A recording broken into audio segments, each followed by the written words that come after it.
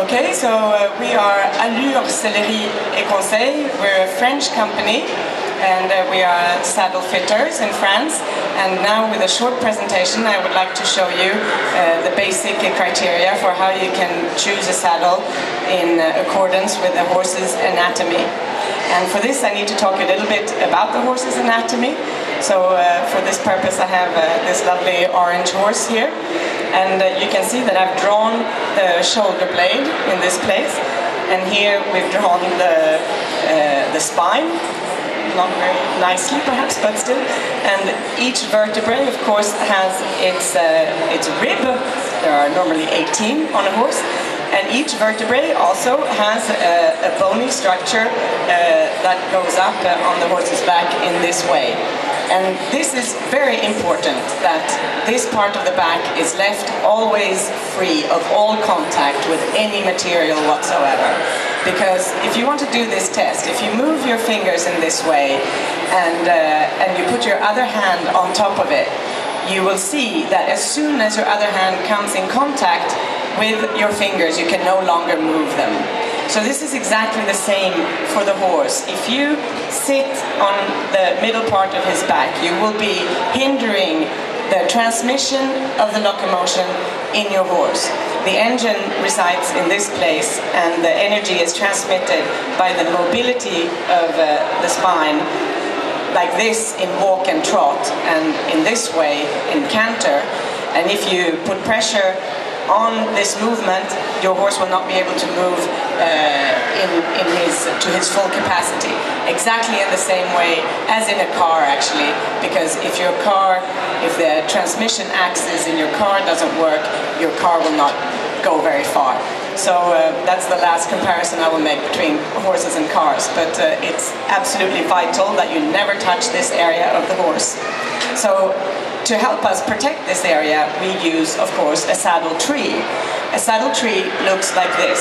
It's made out of wood and metal, and I think that once you've seen what a saddle tree looks like, you understand how important it is that this utensil actually fits the back of the horse.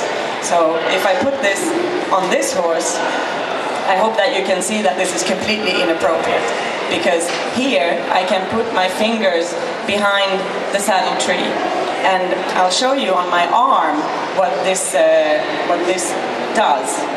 If I put the saddle tree on my arm just for a few seconds and take it away, you'll see that it immediately marks my arm, and there's no quantity of padding or numbness or gel pads or whatever that you can put under your saddle that will compensate for the pressure that the horse will feel just on the angle of a badly fitting tree. So to know which tree we want to use on a horse, we of course need to measure the horse. The first measurement we take is between the shoulder blade and the last rib. So the way I've drawn this horse, he's only 42 centimeters long. This horse could carry a saddle no longer than 16.5 inches. So it's very important to know the length of your horse's rib cage. And the length of your horse's rib cage has no correlation with how tall your horse is above the floor. Because as humans we can have our waist high or our waist low. So you need to know the length of your horse's rib cage. And then we also need to know something about how wide the horse is. So we use a bendy, we call this. We use a bendy, we put it behind the shoulder blade, and we get a shape that looks like this, which tells us what the horse looks like at the forward limit of the saddle. And then we take the same measurements at the last rib, of course, to have an idea of what the horse looks like at the limit of the saddle the furthest back.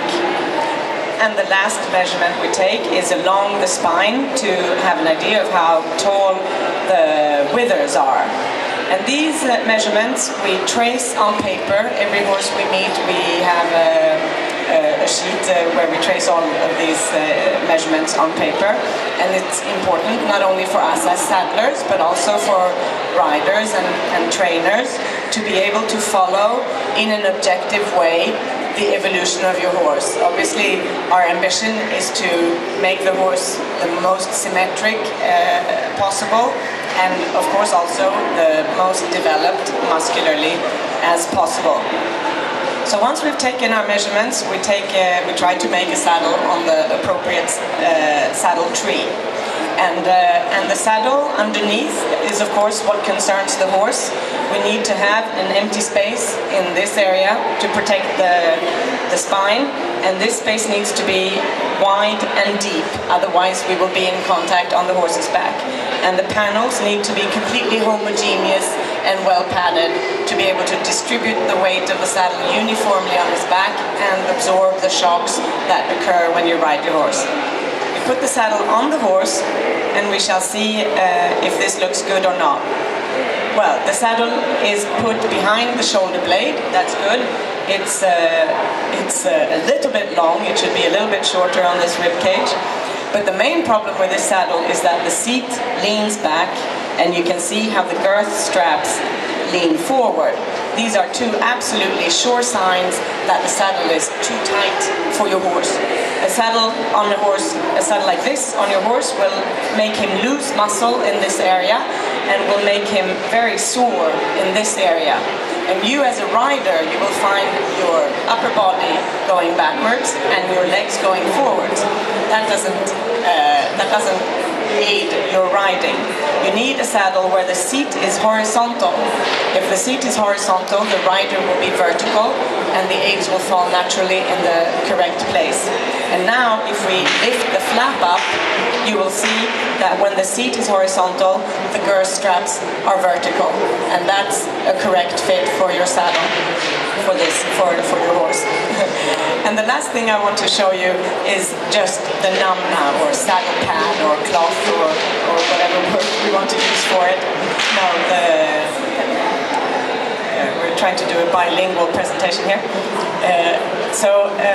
What's important with this saddle cloth is the shape that it has. The shape needs to conform to the shape of the horse. It has to have space for the withers. All horses have withers. So you need this type of cut to protect the spine of your horse. We put it on the horse's back, of course, and we put the saddle on top, and then we lift it. We lift the whole saddle with the namna, and then we let go. And here you can see how the namna is high up in the middle of the saddle, and it's only in this way that we can guarantee that we're protecting the spine properly. And this should stay like this during the whole ridden session. And when I descend from my horse, I can check that I've saddled my horse properly, because when I take the namna off, it's clean in the middle. If your namna is dirty in the middle, unfortunately, that would be an indication that you could improve on your saddle fit. So we will end with these remarks, and hope that this will have encouraged you to try to do better, perhaps, if need be. And of course, at Allures, and conseil, we are always available for advice. So I hope to see you on the website or by email, and I hope that your riding will be much improved if you manage to improve your saddle fit for your horse. Thank you very much.